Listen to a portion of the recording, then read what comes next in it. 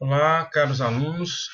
Vamos agora iniciar a nossa última unidade do componente Integração de Mídias na Educação. É a unidade 3. Das outras unidades, eu havia pedido para a gente reter isso, né?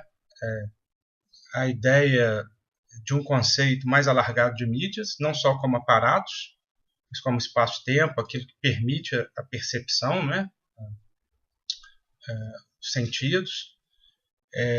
Mídia como oralidade também, como escrita,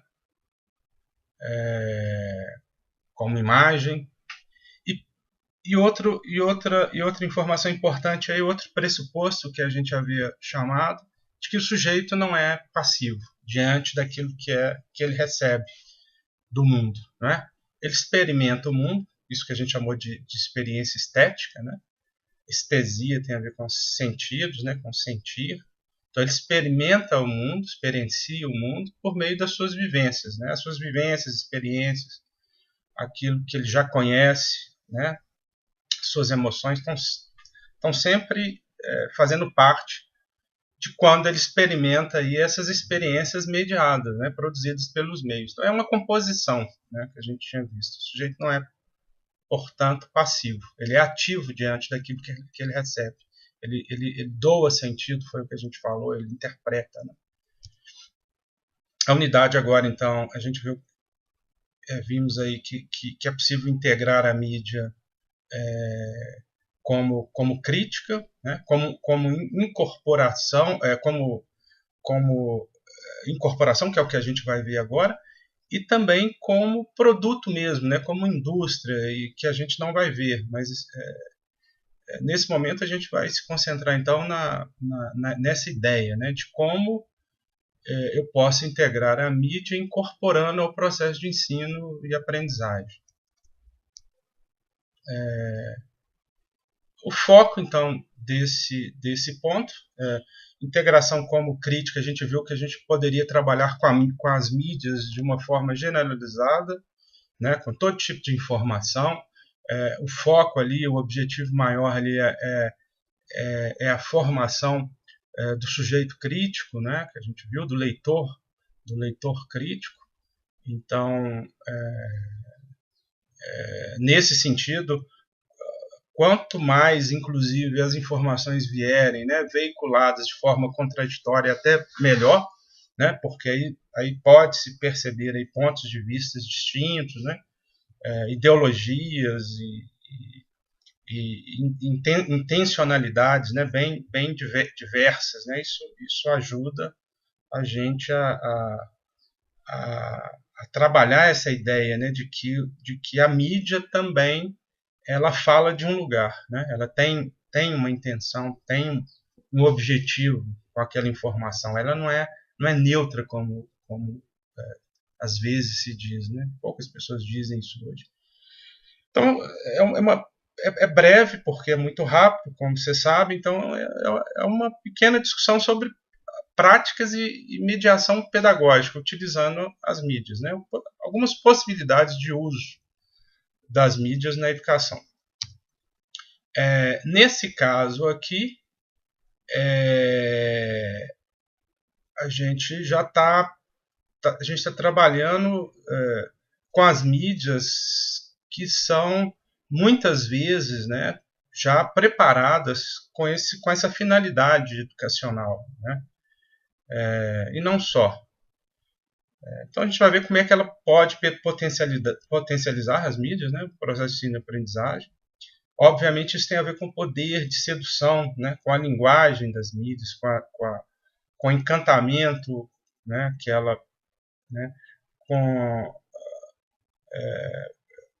com a lógica, depois a gente vai ver, né, mais interativa, quando se fala aí dos meios de comunicação aí, digitais, por exemplo, as redes, né, de comunicação.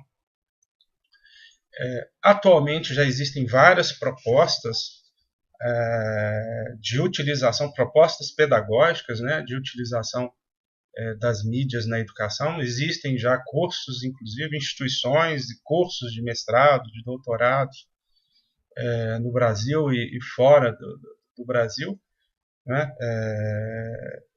Enfim, já existe gente pensando sobre isso, né? Já é uma área relativamente consolidada já, de pesquisa, de experimentação e por aí vai. Né? Então, aí, pedagogia de projetos, que não se limita às mídias, mas tem a ver com as mídias também. É uma forma de eu trabalhar na escola, né? Os conteúdos de forma mais interdisciplinar, e aí as mídias podem contribuir, podem potencializar, né, esses projetos.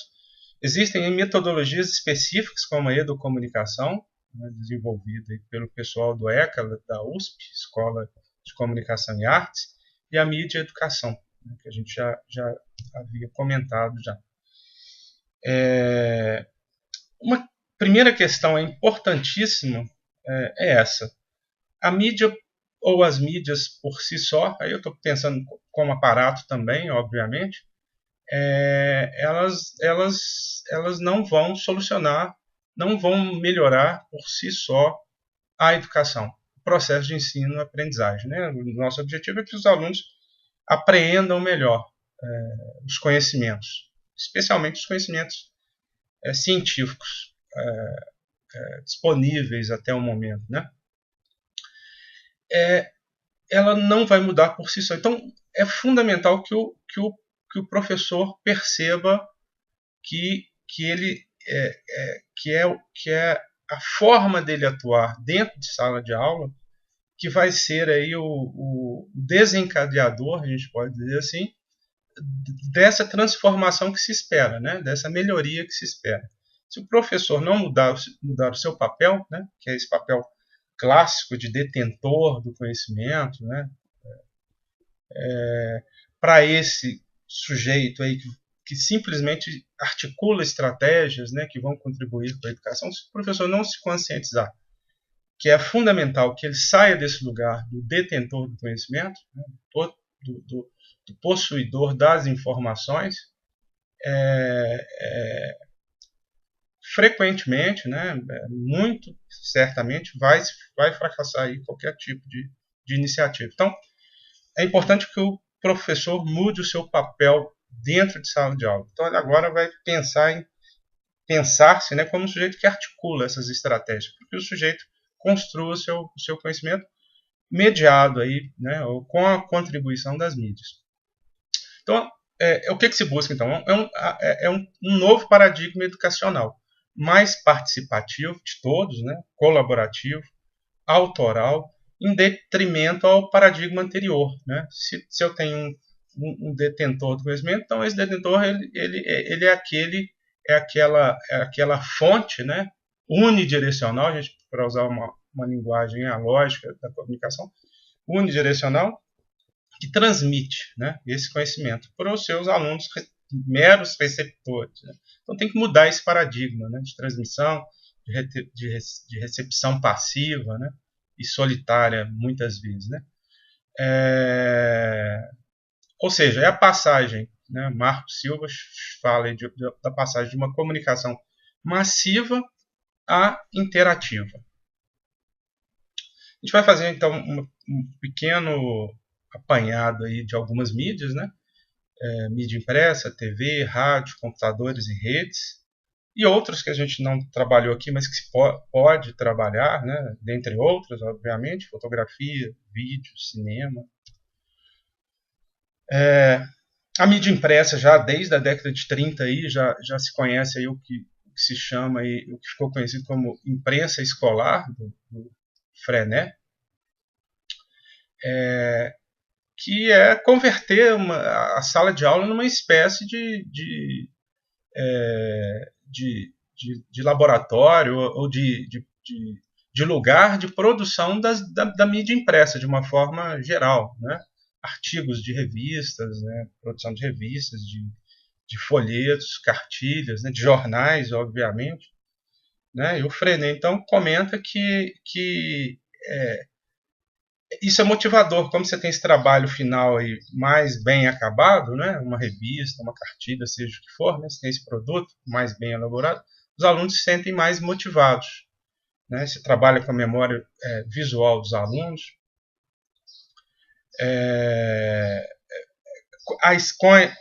Com essa preocupação desse trabalho bem acabado, então, cada vez mais o que se busca é um aperfeiçoamento da escrita, né?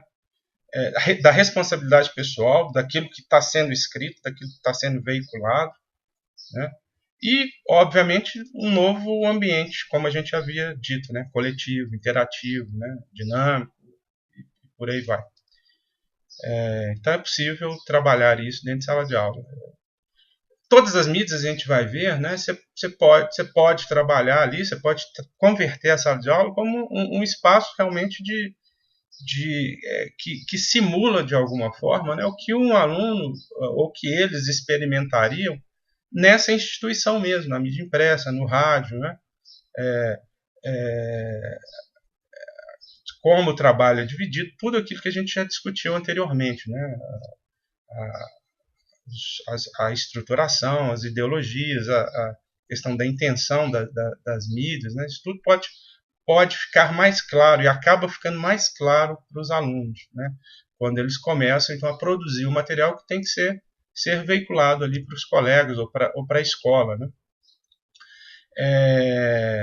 Obviamente, além dessa produção propriamente, existem revistas com conteúdos voltados para o desenvolvimento do ensino e aprendizagem, né, de conhecimentos científicos, por exemplo, e por aí vai. Assim como a TV, né?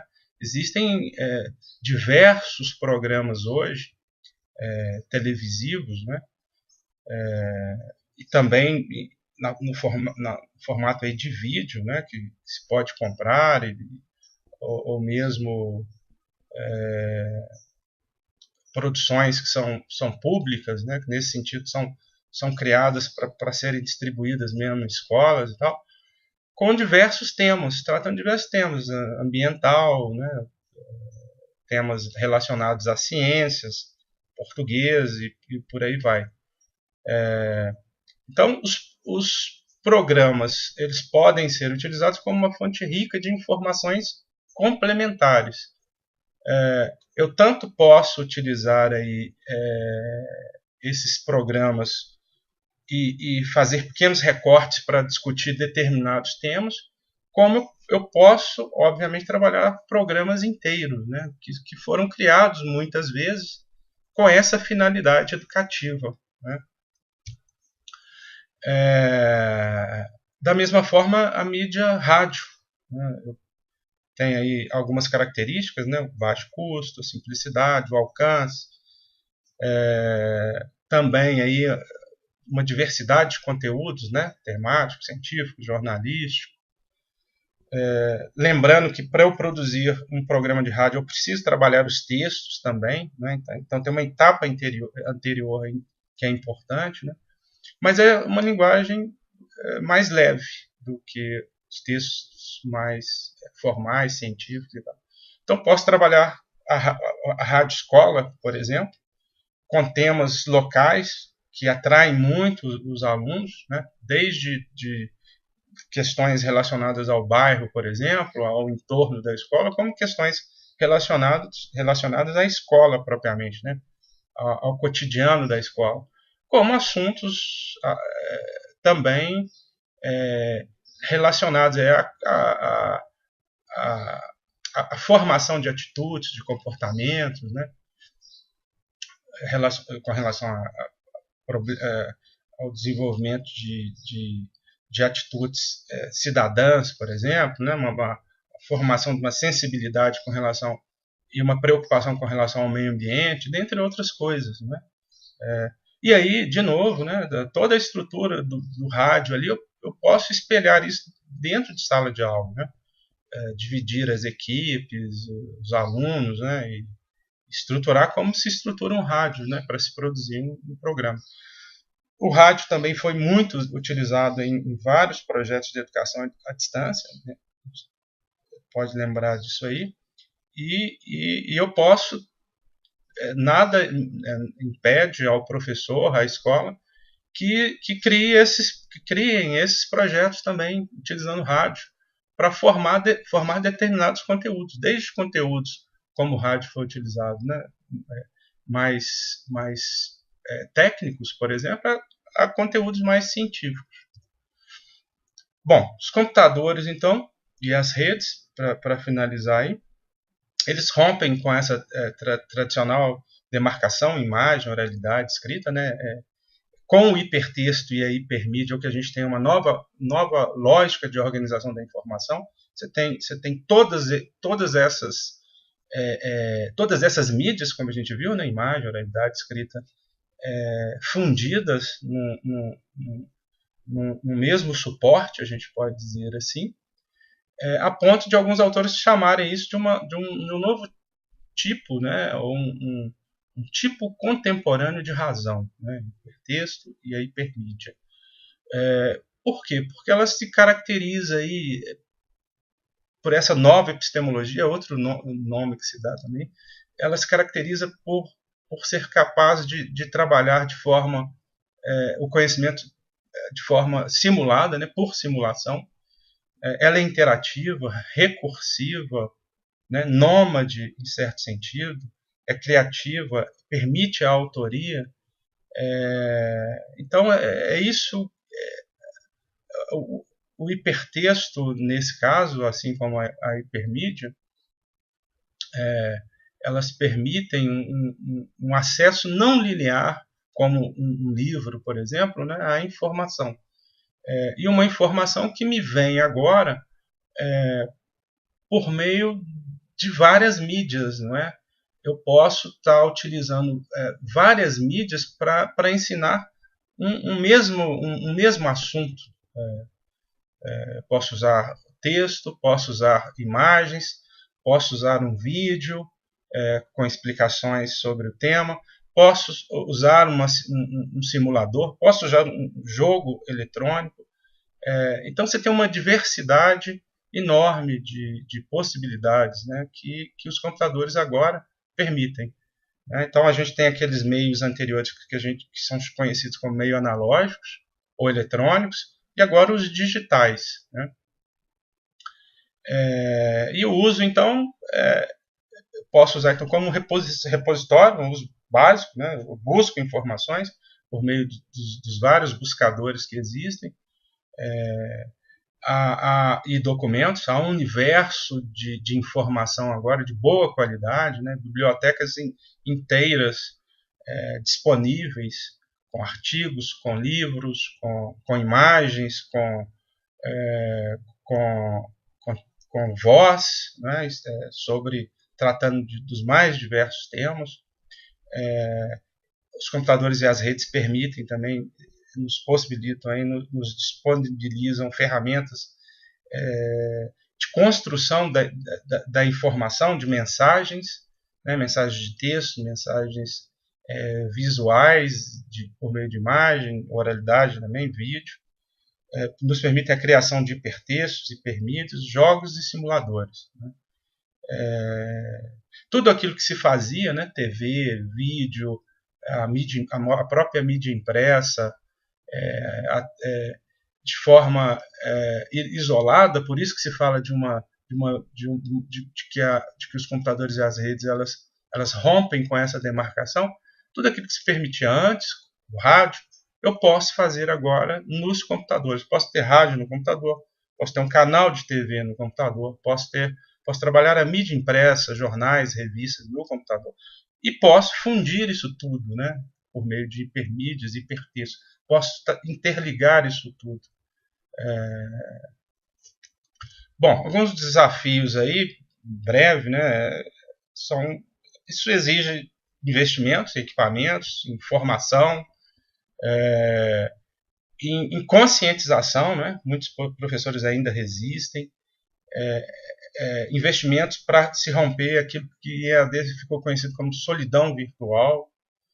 É preciso pensar, refletir sobre essa facilitação também, massificação da informação, qual é a consequência disso, né? Os efeitos disso.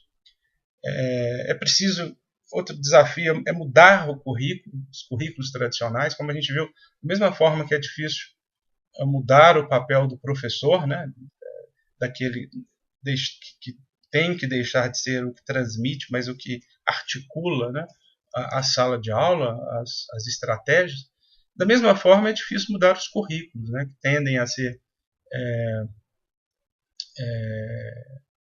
muito fragmentados, né?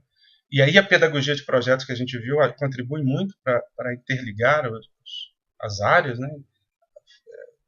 Promovendo aquilo que é conhecido como interdisciplinaridade. E as implicações psicológicas causadas, né? Pelo excesso de informação, preciso estudar isso, né? Em síntese é isso, a gente pode desenvolver senso crítico, podemos aprender sobre fundamentos, o funcionamento dessas instituições midiáticas, podemos propiciar, né, um ambiente para que os alunos experimentem essas competências profissionais, né, essas habilidades que eles, inclusive, poderão seguir no futuro,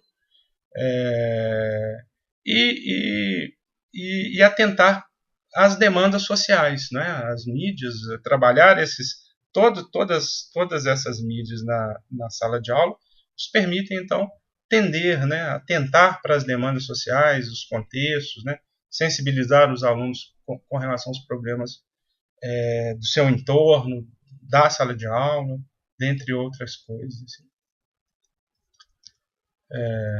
Muito bem, então essa foi a última unidade, integração como incorporação. Um abraço para vocês, então, obrigado, e até o próximo componente.